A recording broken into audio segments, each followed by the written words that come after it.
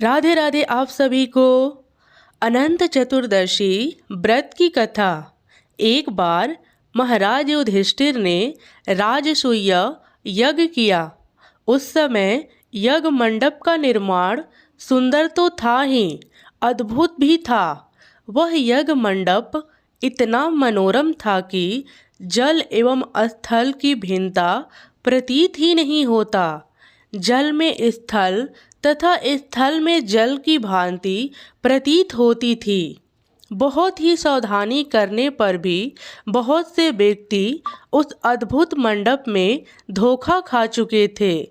एक बार कहीं से टहलते टहलते दुर्योधन भी उस यज्ञ मंडप में आ गया और एक तालाब के स्थल समझकर उसमें गिर गया।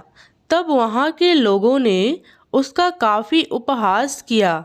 इससे दुर्योधन चिढ़ गया। यह बात उसके हृदय में बाण समान लगी। उसके मन में द्वेष उत्पन्न हो गया और उसने पांडवों से बदला लेने की ठान ली। उसके मस्तिष्क में उस अपमान का बदला लेने के लिए विचार उपजने लगे।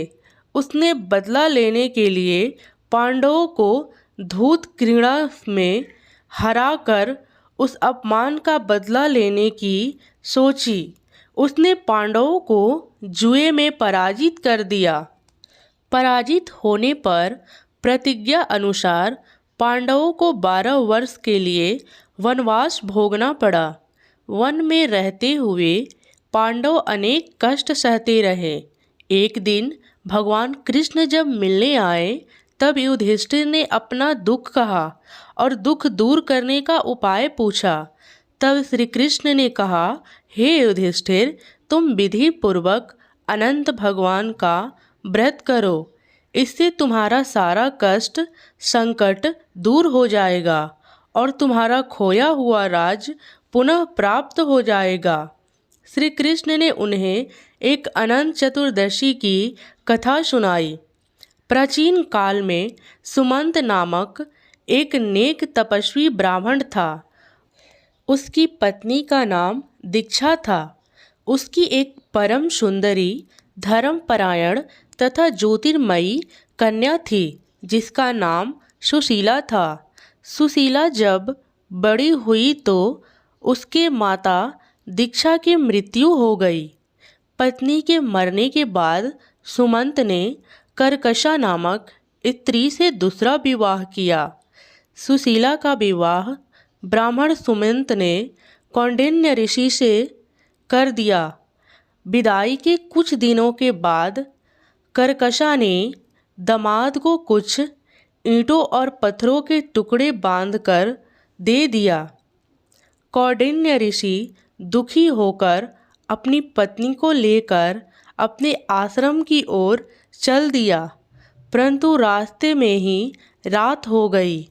वो नदी के तट पर संध्या करने लगे। सुशीला ने देखा वहाँ पर बहुत सी स्त्रियाँ सुंदर वस्त्र धारण कर किसी देवता की पूजा कर रही थी। सुशीला ने पूछने पर उन्हें विधि पूर्वक अनंत व्रत की महत्ता बताई। सुशीला ने वहीं उस व्रत का अनुष्ठान किया और 14 गांठों वाला डोरा हाथों में बांधकर ऋषि कौंडिन्य के पास आ गई। कौंडिन्य ने सुशीला के डोरे के बारे में पूछा तो उसने सारी बात बता दी। उन्होंने डोरे को तोड़कर अग्नि में डाल दिया। इससे भगवान अनंत जी का अपमान हुआ। उसके परिणाम स्वरूप ऋषि कौंडिन्य दुखी रहने लगे। उनकी सारी संपत्ति नष्ट हो गई। इस दरिद्रता का उन्होंने अपनी पत्नी का कारण पूछा तो सुशीला ने अनंत भगवान का डोरा जलाने की बात कही। पश्चाताप करते हुए ऋषि कौंडिन्य अनंत डोरे की प्राप्ति के लिए वन में चले गए। वन में कई दिनों तक भटकते भटकते निराशा होकर एक दिन भूमि पर गिर पड़े। जब अनंत भगवान प्रकट होकर बोले, हे कौंडिन्य, तुमने मेरा तिरस्कार किया था, उसी से तुम्हें इतना कष्ट भोगना पड़ा। तुम दुखी हुए, अब तुमने पश्चाताप किया, मैं तुमसे प्रसन्न हूँ। अब तुम घर जाकर विधि पूर्वक अनंत व्रत करो। 14 वर्ष उपरांत व्रत करने से तुम्हारा दुख दूर हो जाएगा। तुम धन्य धान से संपन्न हो जाओगे। कौंडिन्य ने वैसा ही किया और उन्हें सारे क्लेशों से मुक्ति मिला।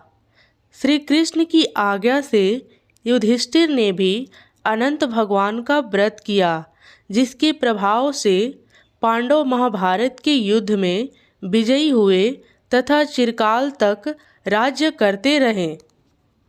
इस प्रकार से जो भी अनंत चतुर्दशी की कथा को सुनता है अथवा पढ़ता है तथा इस व्रत को विधि पूर्वक पूर्ण करता है, उसे अनंत भगवान धन धान्य से परिपूर्ण कर देते हैं।